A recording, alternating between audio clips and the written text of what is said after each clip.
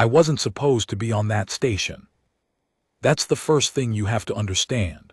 I was a maintenance contractor, third class, the kind of job nobody puts on a recruitment poster. I crawled through vent shafts and swapped out coolant baffles on the Kethri Deep Range Academy, which floated way out past the ninth arm where the stars get thin and lonely. I fixed things. I stayed quiet.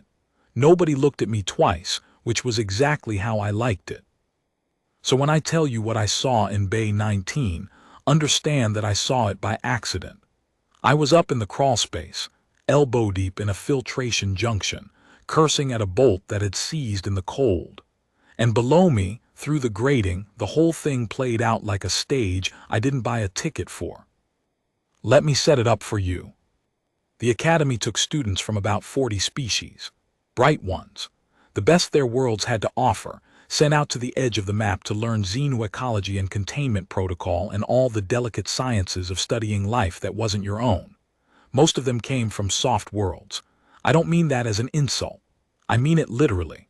Low gravity, gentle suns, oceans that never froze, predators that had gone extinct 100,000 years before anyone invented the wheel. These kids had never in their lives been genuinely afraid of anything with teeth. The instructors liked it that way. Fear makes you sloppy, they said. Calm makes you precise. And out here, precision keeps you alive. The one human on the whole station was a woman named Devi Akanjo. I didn't know her well. Nobody did back then. She kept to herself, ran the live specimen wing, and had this way of moving through a room like she was always half listening for something the rest of us couldn't hear. She was older than the students by a good stretch, gray coming in at her temples, hands scarred up in a way that made the young ones stare. On a station full of pristine, unblemished beings, she looked like she'd been assembled out of spare parts in hard weather. The Kethri, those were the local species, the ones who ran the place. They treated her polite but careful, like you'd treat a load-bearing wall that had a crack in it, respectful, wary. Nobody said the word out loud, but everyone knew what she was. Deathworlder. That's the word. Say it in a certain tone and the temperature of the room drops. It means your species crawled up out of a planet that spent every single day trying to kill you. High gravity, brutal sun, an atmosphere thick with things that wanted to eat you or poison you or drag you under. It means your ancestors survived a world that showed no mercy, and they passed that down in the marrow, generation after generation, until it stopped being a choice and became a shape. Humans are Deathworlders. Most galactics don't like to think about that too hard. Okay, so Bay 19. It was a live transfer day. The Academy had taken delivery of a specimen off a survey ship, some creature scooped up from a moon 3 jumps out, cataloged as low threat, sedated for transport. Standard stuff. The students were supposed to observe the transfer, log the vitals, practice their containment discipline. Textbook exercise. Nothing was supposed to go wrong. I remember the sounds more than anything. That's the thing about a station, it's never really quiet. There's the hum of the recyclers, the tick of the heat exchangers, the soft chime the doors make when they cycle. And underneath all of it, that low vibration you stop hearing after your first week, the sound of a machine keeping you alive in a place that would kill you in 11 seconds flat if it ever stopped. Below me, through the grating, I could see them gathered around the transfer pod, maybe a dozen students. There was a Kethri instructor at the front, tall and reedy, with that pale, segmented look they have, reading off the manifest in that clicking language of theirs that the translators smoothed into something flat and calm. And there was Davy off to the side, arms folded, watching. The pod was a clear cylinder, frosted at the edges from the cold cycle, and inside it you could just make out the shape of the thing, curled up, small, honestly, smaller than a lot of the students. 6 limbs, a hide that shifted color faint and slow like oil on water, and a face that was mostly a cluster of dark sensory pits. It looked, if I'm being honest with you, kind of pathetic. Sad even, sleeping there in the cold. The instructor said something about the sedation levels. The students all leaned in with their little data slates, dutiful, taking notes. And that's when the readout started to blink. I saw it before they did from up above, a red pulse on the side of the pod, small and insistent. The kind of thing you'd miss if you weren't looking for it. I opened my mouth to call down, and then I stopped, because what was I going to say? I'm a vent rat. Nobody wanted my opinion on containment protocol. So I just watched. The sedation was failing. Here's the thing nobody tells you about live specimens off unsurveyed moons. The catalogs are guesses. Somebody in a lab 3 jumps away, runs a scan, plugs in a metabolic profile, and prints out a nice clean number that says this much sedative for this much time. And most of the time it's right. But biology is a liar. Biology adapts. And a creature that evolved somewhere hard enough that it needed to be scooped up and studied, that creature might just have a trick nobody scanned for. The thing inside the pod opened one eye. Then another. I watched a shudder go through it, this long ripple down all 6 limbs, the way you shiver when you're waking up somewhere cold and wrong and you don't yet remember where you are. The color of its hide stopped being slow and oily and started moving faster, brighter, agitated. One of the students noticed. A little 4-armed kid, one of the Silisk I think, went stiff and made a sound, this high chittering thing that the translator didn't even bother with. Just pure animal alarm. The instructor turned, clicked something sharp. And the creature moved. I don't mean it lunged. That's the part I want you to get right, because everybody who tells this story afterward gets it wrong. It didn't attack. It wasn't a monster. It was a scared animal that had woken up freezing and trapped in a box surrounded by shapes and smells it had never encountered in its life, and it did what any scared animal does. It panicked.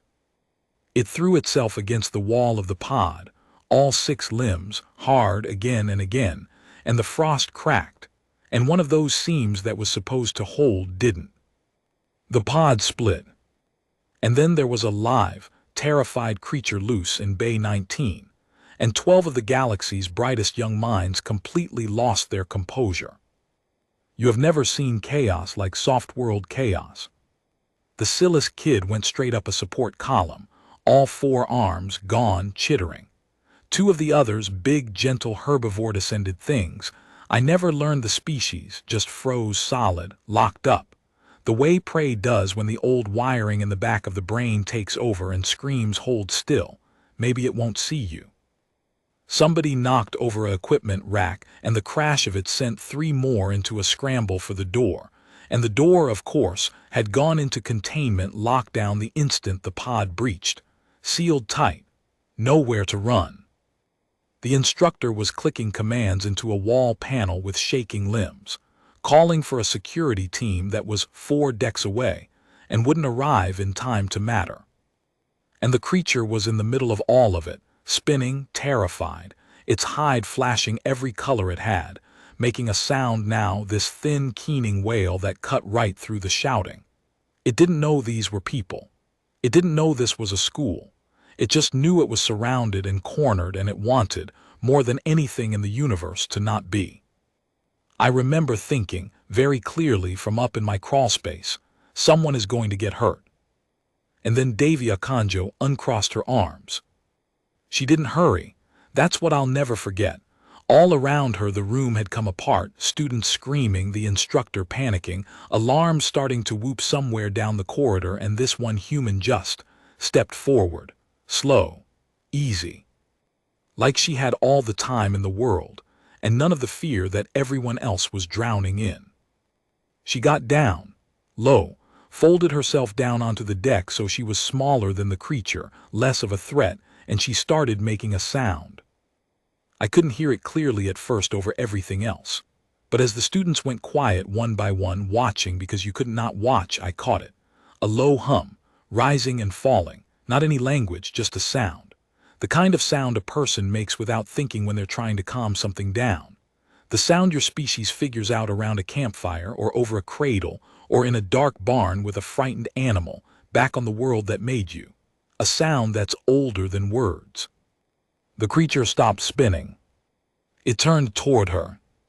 All those dark sensory pits, fixed on this one small, still, scarred shape making a noise at it from the floor. And Davy held out her hand. I heard the instructor click something, a warning, no, don't, and she ignored it completely. She just held her hand out, palm up, steady, not a single tremor in it, and she kept humming, and she waited. The creature took a step toward her, then another. Its hide was still flickering but slower now. The keening had dropped to something softer, almost questioning. You have to understand what everyone in that room was seeing. To them, this was insane.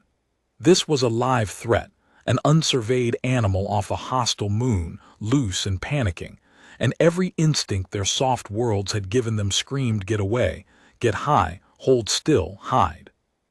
The idea of walking toward it, of getting low, of offering your hand, it was madness. It was suicide.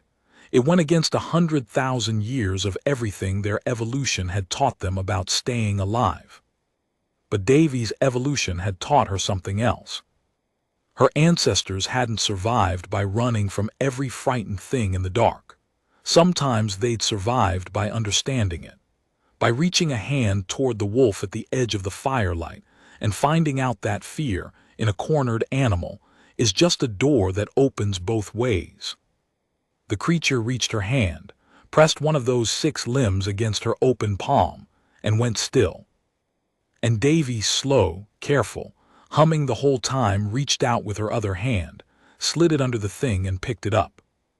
Just like that. Picked it up off the floor of Bay 19 like it was nothing, like it was the most natural thing in the world. Cradled it against her chest, all 6 trembling limbs and flickering hide, and stood up, and turned around to face a room full of the smartest students in the 9th arm, every single one of them staring at her like she just walked on water. The creature made a sound against her chest, a small one, and then it was quiet. Nobody in Bay 19 said anything for a long, long moment.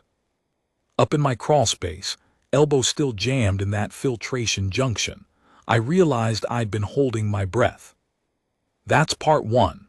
Say continue and I'll write part 2, where the fallout begins, the instructors demand answers, and the students start to understand exactly what kind of creature Davy is. The Deathworlder, part 2. Security showed up about 90 seconds too late. They came through the door the second the lockdown lifted, 4 Kethri in containment gear, shock poles up, moving in that tight nervous formation they teach you when you're about to corner something dangerous. And they stopped dead, because there was no monster to corner.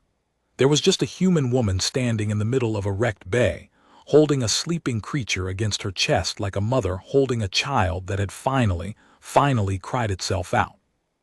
The lead security officer clicked something. The translator gave it to me a half-second later, flat and confused. Specimen status. Davy didn't even look up. Calm, she said. He's calm. Bring me the transfer crate from Bay 17, the padded one, not the cold one, and kill those alarms. They're upsetting him. I want you to notice something, she said. Him, not it, not the specimen, him. The security team just stood there. You could see it happening behind their eyes, that little scramble a person does when the situation in front of them doesn't match any of the training they came in with. They'd rehearsed for a breakout, for blood, for a scared animal that had to be put down. Nobody had rehearsed for this. Eventually one of them went and got the padded crate. I stayed up in the vents the whole time, quiet as I could be, because honestly I didn't want to be part of the report. But I couldn't leave. You ever see something and know, right in that moment, that you're going to be telling people about it for the rest of your life? That's what this was. I wasn't going anywhere. Davy knelt down and eased the creature into the padded crate, 1 limb at a time, still humming. She kept that sound going the entire time, low, patient, and the creature let her do it, let her fold those 6 trembling limbs in, let her tuck them, let her close the mesh lid over the top. When she finally pulled her hands back, the thing pressed 1 limb up against the mesh, reaching after her. She put 2 fingers against it, just for a second. Then she stood up, and the room full of students exhaled all at once, and that's when the instructor found his voice again. His name, I found this out later, was Vesh. Senior Xenocontainment Instructor, 20 years on the faculty, the kind of credentials that make a being walk a little straighter down the corridor. And he was furious. Not the loud kind. The cold kind. His segments had gone that pale lockdown color they get when a Kethri is holding something back. You, he clicked, and the translator made it clipped and hard. You reached into a live containment breach, bare-handed, against direct protocol, against my direct instruction. I did, Davy said. You endangered every student in this bay. And here's where I expected her to argue, to defend herself. To say no, I saved them because she had anyone with eyes had seen it. But she didn't. She just looked at him tired and said something I've thought about a lot since. No, she said. The breach endangered them. I ended it. Those are different things, and if you can't tell them apart, you shouldn't be teaching containment. The bay went dead silent. You don't talk to a senior instructor like that. Not out here. Not in front of his students. And for a second I genuinely thought Vesh was going to have her thrown off the station right there. His pole limb twitched. The security team shifted their weight. But Davy wasn't finished, and she didn't raise her voice, and somehow that made it worse. You cataloged him as low threat, she said. You sedated him for a metabolism you guessed at. You put him in a cold pod because it was convenient, not because it was kind. And when he woke up terrified in a box you'd built wrong, you froze. You all froze. She swept a look across the students, not cruel, just plain. Every one of you. The whole point of this exercise was to teach you how to stay calm around something that scares you. And the first time something actually scared you, you went up a wall. The Silas kid, still halfway up the support column, I'd honestly forgotten he was there, made a small ashamed sound and started climbing down. I'm not angry at you, Davy said to them, softer now. You did what your bodies told you to do. That's not a failure of character, it's just how you're built. Where you come from, freezing and running kept your ancestors alive long enough to have you. I understand that. She paused. But where I come from, that would have gotten you killed. So we learned something different. There was a student near the front. Young, even by their standards, one of the Aeluan, those tall translucent ones with the light that moves under their skin when they feel things strongly. Right then her light was going pale and fast, which I'd learn later meant something close to awe, or fear. With them it's hard to tell where one stops and the other starts. She asked the question everybody was thinking. Her voice came through the translator, small and careful. How were you not afraid? And Davy laughed, not a big laugh, just a short, tired breath of one. Oh, I was afraid, she said. I'm always afraid. That's the part you've got backwards. She crouched down by the crate again, checking on the creature, talking to the students without really looking at them. You think we're fearless, Deathworlders. You've got this idea that we walk around numb to it, that nothing scares us. It's not true. I was scared the whole time. My heart was going like a hammer. Every animal instinct I've got was screaming the exact same thing yours were: get away, get away, get away. She looked up. The difference is I've had my whole life to learn what to do with the fear instead of letting it drive. Where I'm from, fear isn't a stop sign. It's just information. It tells you pay attention, this is serious, don't be stupid. And then you keep moving anyway, because on my world, the things that froze got eaten, and the things that ran got run down, and the only ones who made it were the ones who could be terrified and steady at the same time. The Aeluan's light had gone very still. That animal, Davy said, nodding at the crate, was more scared than any of you, by a lot. It woke up freezing, blind, surrounded, cornered, certain it was about to die. I didn't calm it down by being braver than it. I calmed it down by understanding exactly what it felt like, because somewhere way back my ancestors felt it too, on a world just as hard as the one that made him. We're not so different, him and me. That's the whole secret. There's no trick. I just didn't forget what fear feels like from the inside. Vesh was still standing there, still cold, but something had shifted in him. I could see it even from up in the vents, in the way his segments had eased just slightly off that locked pale color. Protocol exists for a reason, he said, but it came out quieter now.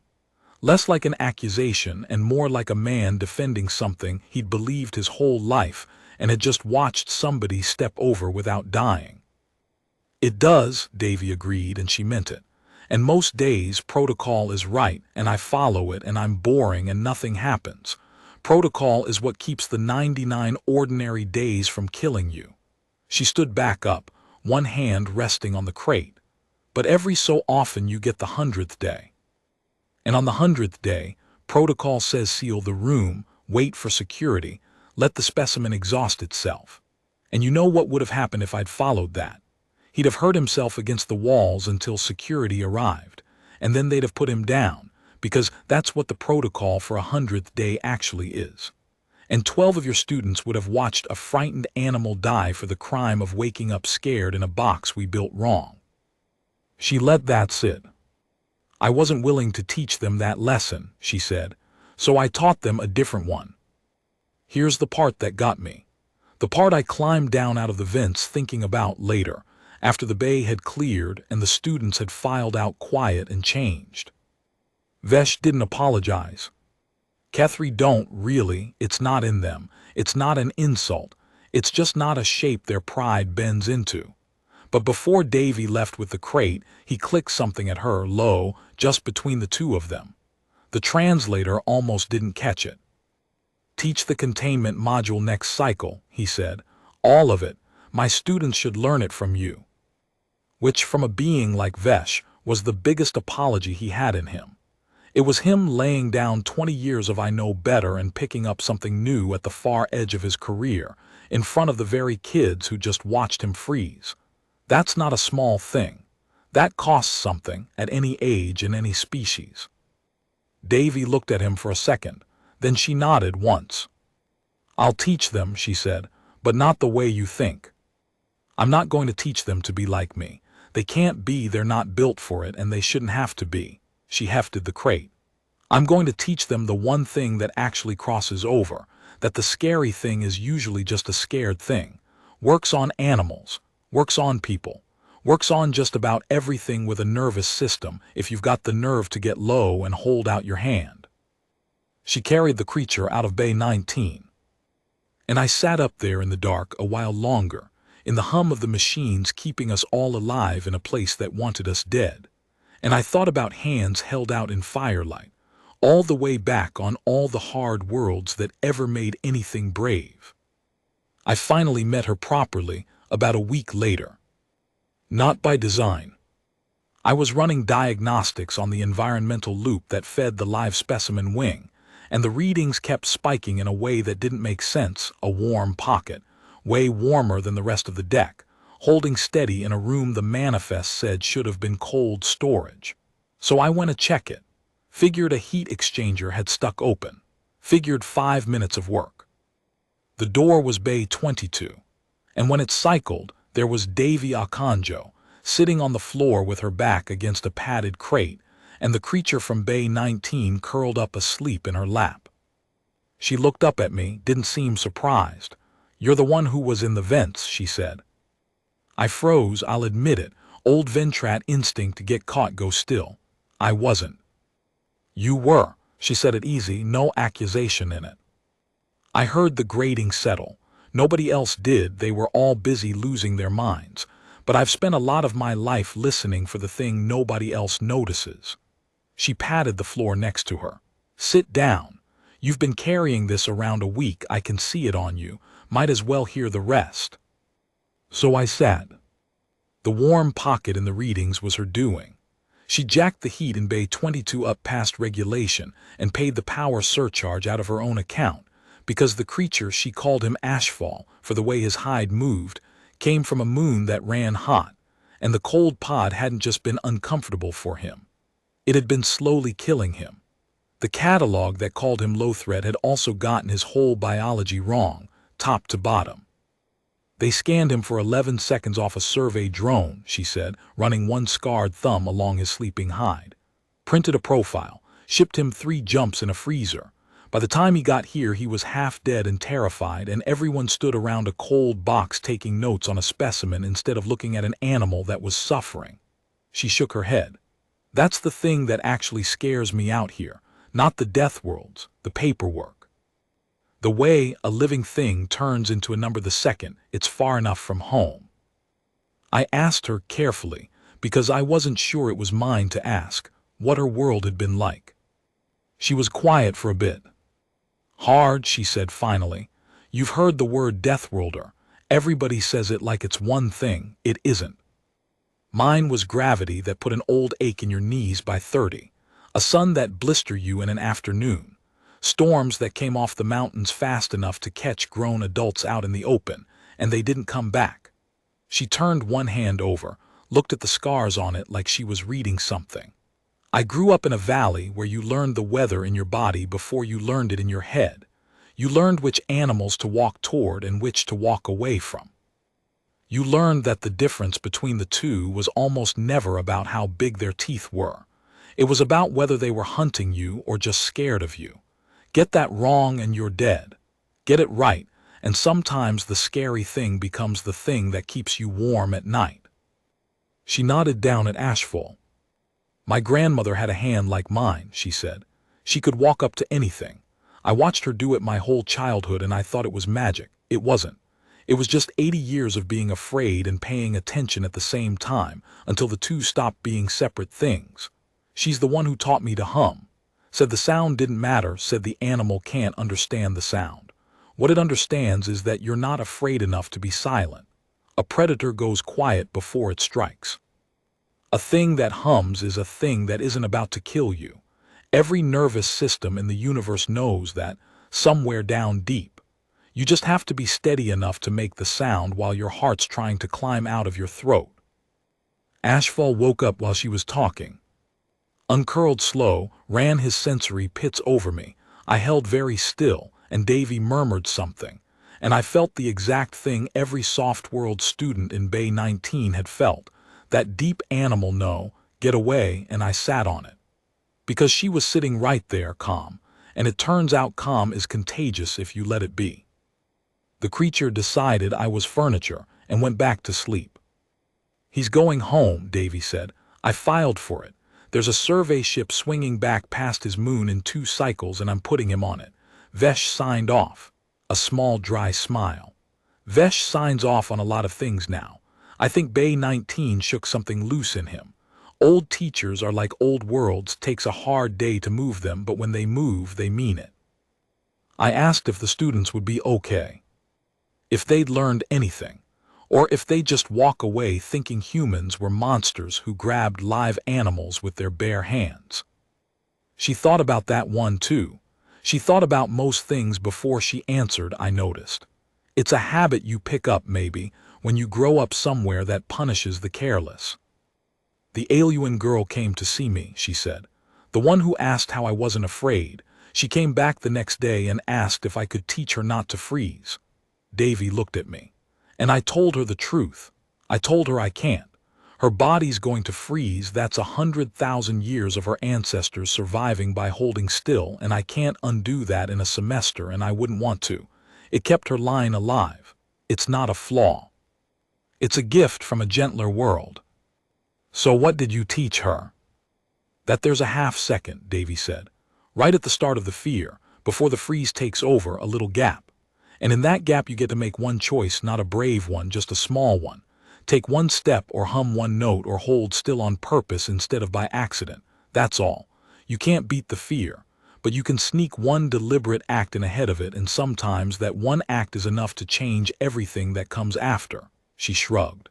That's not a Deathworld thing. That's just a living thing.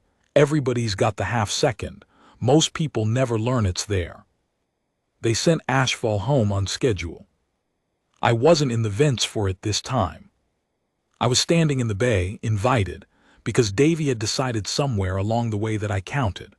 The whole containment class came to watch the transfer, properly this time, warm crate, correct profile. A sedative dose she'd calculated herself off a week of real readings instead of 11 seconds off a drone. The students stood in a loose ring, quiet and steady, and when Ashfall stirred in the crate, not one of them went up a wall. The alien girl was closest. When the creature pressed a limb against the mesh, reaching the way he always did, she was the one who knelt down and put 2 fingers against it.